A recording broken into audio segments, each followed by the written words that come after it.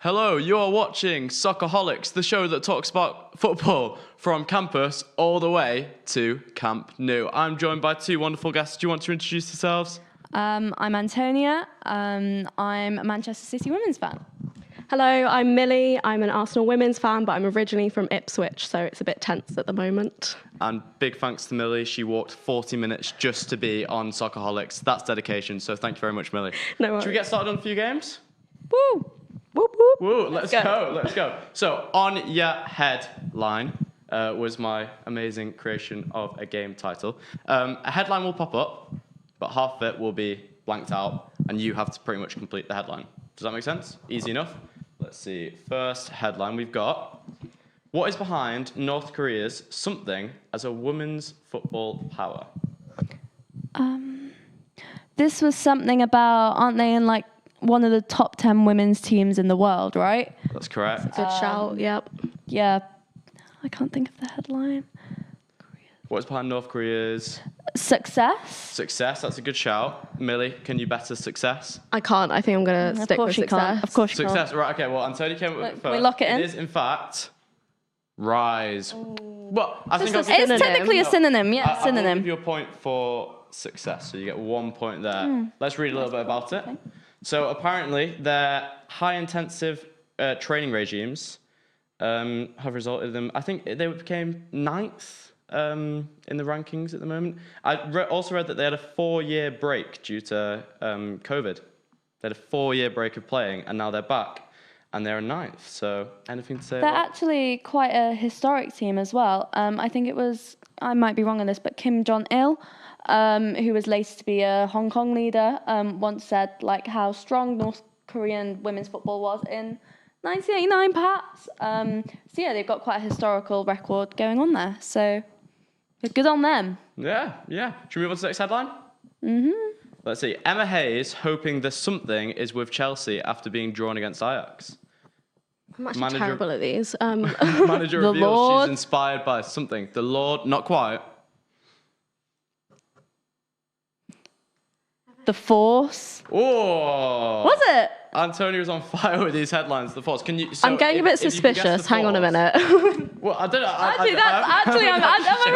I'm very impressed with myself. Can you guess what she's been inspired by, though? Millie, I'll hand it over to you. If it's the Force, Oh wait, no, something to do I with- was going for the first, like hoping the Force is with Chelsea. yeah, you've got the first one. Oh, right, Millie, okay. can you get the second one? Oh, second one. Inspired by. So if it's the Inspired Force, what? by. Who uses the Force? It's Star Wars. Is it the Yes. 4th of Yes. July, something? Star Wars. 4th of July. It's 4th Why? of Oh, May. May, sorry. 4th of July 4th is of a July. different historical moment. Emma Hayes is hoping that Star Wars will inspire. Well, she has been inspired by Star Wars to go and beat Ajax. 4th of July still very important. Yeah, for I mean 4th of many July. Maybe people not for across Emma the Hayes, world. but I didn't think Star Wars would be important for Emma Hayes. But here we are, and that's what she says. She's a woman of wonder, so. Exactly. If women's football cares about the climate crisis, it must cut ties with. Men. True. That is.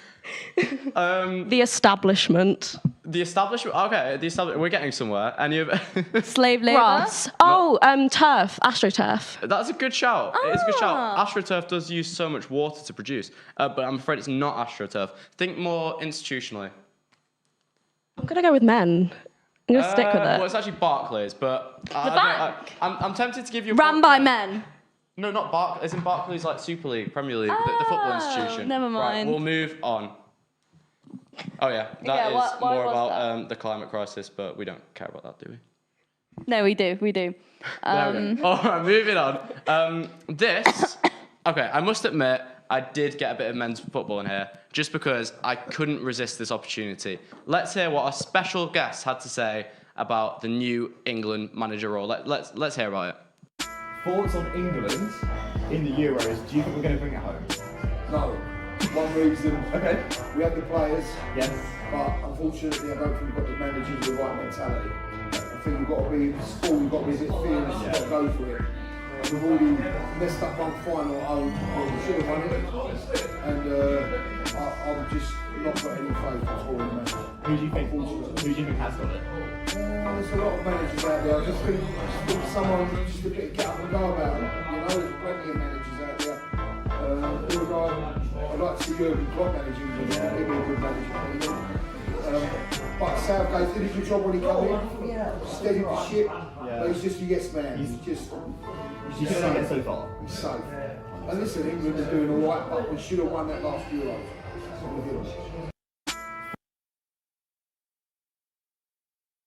Says that Southgate should go. Should go. Do we have any thoughts on that? Well, I mean, he suggested Jurgen Klopp for the job. I think that's quite ambitious. Any initial thoughts about Big John's statements there? I think it's pretty well established that Southgate has to go. I mean, I think he said that after the Euros this year, he's ready to leave.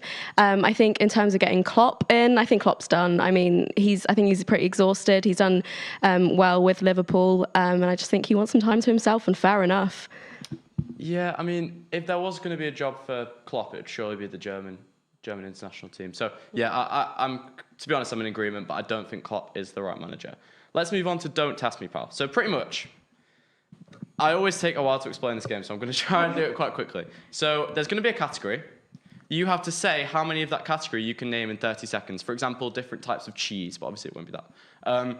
So you have to say how many you can name. You have to say whether you can either name a higher amount, or you say, no, you do that, and you have 30 seconds to do it. It'll make sense as we go forward with it. So how many teams in the Women's Super League do you think you can name? Antonio, do you want to start? How many do you think you can name? I think I can name 8. You name 8, it's high, so you can either call her out I think I or name up 8. that. I'm going to call you out. You're gonna call her out? Thanks for that, 8 Millie. teams. Wow, Okay. I thought we were friends. Okay, Right, how long? wait. How long do we get? You have 30 seconds. Are you ready? Okay. I've got my special countdown clock. Go. Now, Man City, Man United, Everton, Bristol City, Reading, Leicester City, Arsenal, Tottenham, Oh, Chelsea. That was 9. You got Fair it. enough. Yeah. There's 14 teams, right? Yeah, that was 9. Oh, yeah. well, Right. well, there you quick have on it, that. Billy. I'll give you that. Good job. Your word. You came through the Bristol City. Yeah, I'm very impressed. Obviously, you heard we There's talked also about Brighton and Hove as well, and Aston Villa, which I forgot And about. West Ham. Well, there you go. You can see them all there. Which did you miss off? There's 14. Did you even Not say 12. City? Yeah, I said Man United, Man City. Okay, yeah. Is there 14? I'm pretty sure there's 14. This is No, 12. I think there's 12. I thought there was there's 14. 12, I because think Bristol there's 12. City are definitely at the bottom of the table. Yeah. Fair enough. Anyway, Wait, we'll move. no, I think I was lying then because I think I said Reading because I thought Reading was part of Women's Quick. Super Wait, League. but you got 9. Oh. So, well. Someone fact check that. I mean, Someone I fact gave you a check me. point I might for be saying, lying. for saying AstroTurf, so I think we're right. Move on. Next category: players in the 2023 World Cup squad. This is the Women's World Cup squad. Sorry, you've sat up here. Can we do it the other way around? So I Yeah, say you how can many. start. You have 30 Can I include the bench? Not Yeah, just it's like the whole squad, Okay. the whole squad. Okay, great. I'm gonna do 13. 13? 13. Okay. Ambitious queen. Let's go for it. Let's go for You're 13. not going to whip it? Okay. No, okay. no. She can have that. Are you ready? The pressure is too much. The for me. pressure's on. I'm ready, Antonio, I'm ready. Do you want to count? Because my counting's a bit off. Okay. Are you ready? Oh, wait, I need to look to see if it's actually got it. Can I do just surnames? Just, yeah, you can have just surnames. Just Let me save me get my time. list up so that we are The tension is ready. palpable. Okay. Are you ready? I'm ready. She looks ready. Earps, Roebuck, Hampton, Williamson, Bright, Greenwood, Carter, Walsh, Bronze, Rousseau, not Mead, Kelly, Daly. I don't know how many that is now. Is someone counting? You're on 12, you've got one more. Oh my, no. One more. Bronze. Did I say bronze? You already said bronze. You already Greenwood, said bronze. Greenwood is Greenwood. You already said Greenwood. You already said Oh, it was a good effort. How many did you get? 13? 12. 12, how many? She said sure? 13. Oh. Oh. Wait, did you say Williamson? Let's have a look at Did the I? list. Did you say Williamson? Well, I Williamson don't isn't think- on I it don't this think- year, but it was the 2023, so she This was. is- Toon, 2023. Zellum, Nobbs, Coombs, England, kicked. James. Oh, I've done some people dirty here. I'm sorry. Sorry, the England squad. It was a valiant effort. It was a I valiant got effort. all of the Yeah. Right, goalkeepers. Let's move on to some Clearly break- the bar was we'll move just on to too some breaking high. news. We'll move on to some breaking news. Let's talk about this quote. Joey Barton was quoted in saying that he'd score 100 out of 100 penalties against Lionesses goalkeeper Mary Earps. He was challenged on this, so he said, okay, I'll take that back. I would instead score 1,000 out of 1,000. Obviously, he said some pretty horrible stuff. He says that women should be nowhere near the men's game. He says that they haven't experienced it. Have you guys kept up on this much, or are you just choosing not to listen? Well, Joey Barton is also famed for his multiple assaults on a plethora of people, which has resulted in jail time for him. So, what's he doing right now, Joey Barton? Is just this? Or? Podcasts. I don't know. Of course he's doing podcasts. Yeah. Get him on Stock Hollow. Get Joey Barton a job. No, get Joey Barton a job. Yeah. Get Joey Barton a job. He's sort of becoming like a beacon of like alt-right football fans, which is a really bad path to go down. And yeah, I think it's just really detrimental to football discourse in general, and particularly like young people, young boys who might be inclined to watch his podcast. I mean, he was a subpar footballer back in the day, but like his glory days are gone. Yeah. I remember, and he'll probably be seen like doing a Ziggy's appearance or like Pop World in York or something. He'll be on here. In all seriousness, though, he's just a symptom of a wider structural inequality. I mean, women's football has been underfunded, under-resourced and underappreciated for hundreds of years. I mean, it was literally banned by the FA for 50 years. It's incredible that we still have individuals like this who think it's acceptable to speak about successful women, but women in general like this. And I think we just need to take away the individual aspect of it. There is a system behind this man that protects people like this and enhances these inequalities, which is just astounding and should be broken down in order to see success in the women's game in the future. And to piggyback off that as well, it almost seems like there's something of an anxiety and a diffidence towards the women's game. With your mentioning of the FA banning women's football, I think it was banned in 1921, if I'm correct, and it was actually because more people started attending the women's football game than the men's.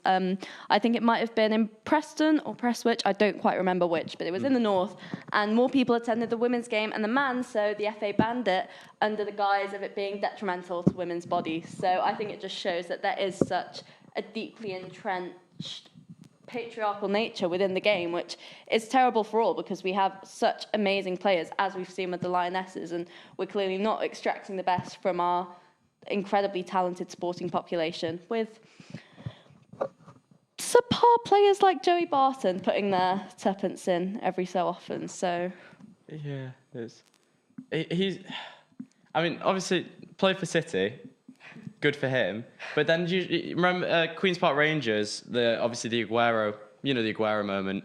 I remember he lashed out, got a red card, so I just don't think he has much class as an individual. And obviously what you both said, you've already said everything.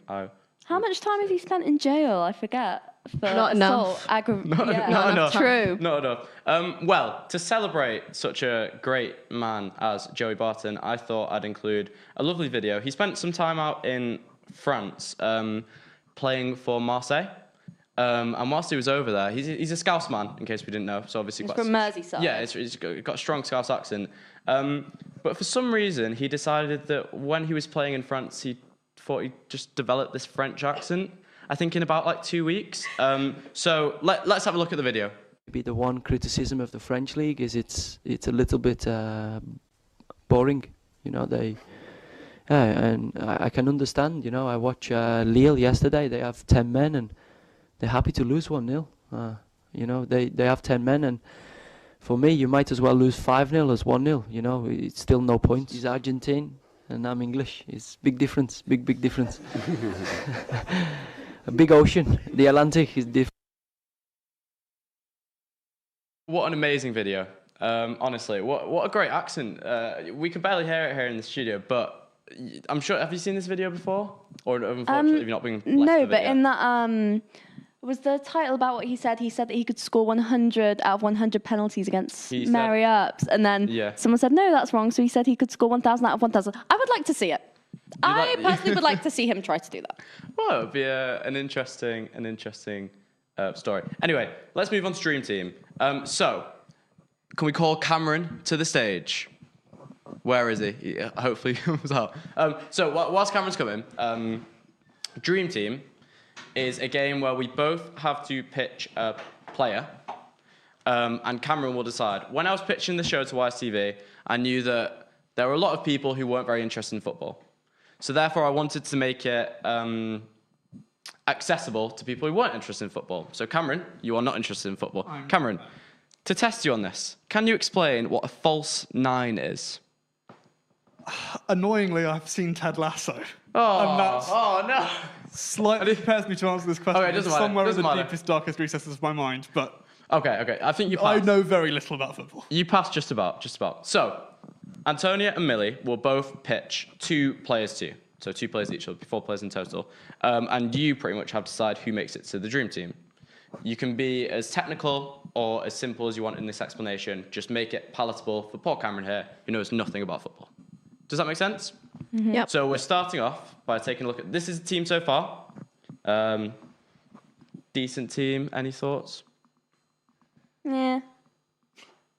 Yeah, fair enough. Let's move on to some picks. So first we're starting off with defensive midfielder. A defensive midfielder is a midfielder who does a bit of defending. Whoa. Yeah, I mean, come on, how do you not care about football? It's so interesting. Let's start off with Millie's pick. Millie, would you like to explain? Yes. First off, tell poor Cameron here, who is this? Yeah, so this is Leah Volti. She plays for Arsenal as mainly as a central and a defensive midfielder, so they can do a bit of both. She's been absolutely integral to the Arsenal team. I don't know, you probably don't know much about this. Arsenal have suffered from a lot of injuries this season and last season, some really career-changing injuries. So they've had to adapt quite quickly to their formation. So Leah Volti has stepped back into the defensive role when Leah Williamson, Rafa Souza, and now Jem Beattie have all left due to injuries or signings. So she has kept the team going, and she's often incredibly underrated. So let's not forget about Leah Volti. Well explained. Let's move on to Antonia's pick. So this is John Stones, pretty famous player. He was on the England men's team, and this is kind of contentious because, hypothetically speaking, he isn't a defensive midfielder. He's a centre-back, but recently, more often than not, he's been stepping up to play alongside Rodri in a double pivot, who is a midfielder. They work incredibly well together. It seems that when you take him out of the midfield equation, you know, they sort of lack life, intention. He's very, very good. He's been in the top 1% for pass completion rate and also the top 37% for non-penalty expected goals, which for a midfielder, centre-back hybrid is very, very impressive. So this is the sort of guy that you want on your team. Cameron, talk me through your thoughts. So I like the stats, but I Thanks, think Cameron. you might have slightly screwed yourself with the fact that he's not usually a defensive midfielder. It is a bit confusing And to be so- fair for a He's a hybrid. He's a hybrid. I think I'm leaning towards Millie's for this one. Fair enough. That's fair enough. That It is was a very point good. To Millie. There we go. It's 3-3. It's 3-3. Neck So I and must neck. say, it does land on this next pitch. So good luck. Brace yourselves. It's going to be intense. We're going for central midfielder. Okay. Any guesses what that does? Are they in the centre of midfield? Well, in this case, the centre midfielder is actually the left centre midfielder. So next left of the episode, we'll have a centre right midfield. centre midfielder. So yeah, they're just in the centre, Right. pretty much. They do a bit of everything, ideally. Hopefully the guests will explain why their candidate is the best at that. Antonia, who is this? I've got Erin Cuthbert. She has, not too long ago, made her 200th appearance for Chelsea Women. She's an absolutely fantastic player. I mean, she's just amazing. She's in the top 10% of all stats compared to other midfielders for non-penalty expected goals, shots taken, blocks, tackles, and interceptions. She is absolutely incredible. She's fast, whilst also being incredibly graceful with her game. She is just absolutely amazing. And she sort of, I think, slots into any team really, really well. Yeah, she's a real rising star, and she's had an amazing career so far. So, Yep. Let's go on to Millie's pick. Millie, who is this? This is Honoka Hayashi. She plays for West Ham United, and she's instrumental to that side. West Ham United found themselves in the relegation zone. Do you know what that is? Brilliant, good, that's great. Just in case, too just in much. case, I want to be talking about something you don't know about. What she has done in most recent games is just phenomenal, especially against Arsenal. So Arsenal are currently third, and West Ham United are just third from the bottom. And they played against each other, and West Ham won. And that was ultimately due to a team effort. But if I could pick out one player, it would be her. She is all over the field in defensive purposes and in forward purposes. She tackled Viviana Miedema from Arsenal to prevent her from scoring and equalising. So she's just everywhere and can do everything and deserves the recognition. Cameron, 2 amazing pitches. Yeah, those both sound great. The arbiter of our footballing decisions. And you can't be also- accused of being a sexist either. They're both Yeah, that's That's so true. true. Go on, what do we think?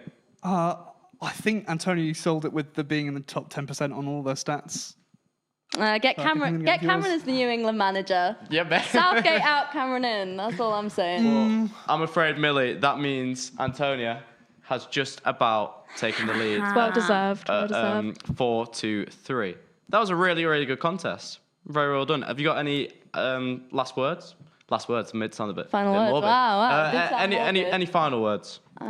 As the winner of 3rd episode of Soccerholics. I'm honoured, absolutely honoured. Would like to thank my esteemed teammate, Thank you. Millie, and hopefully we'll be back soon. I'm sure that we'll be a fan favourite.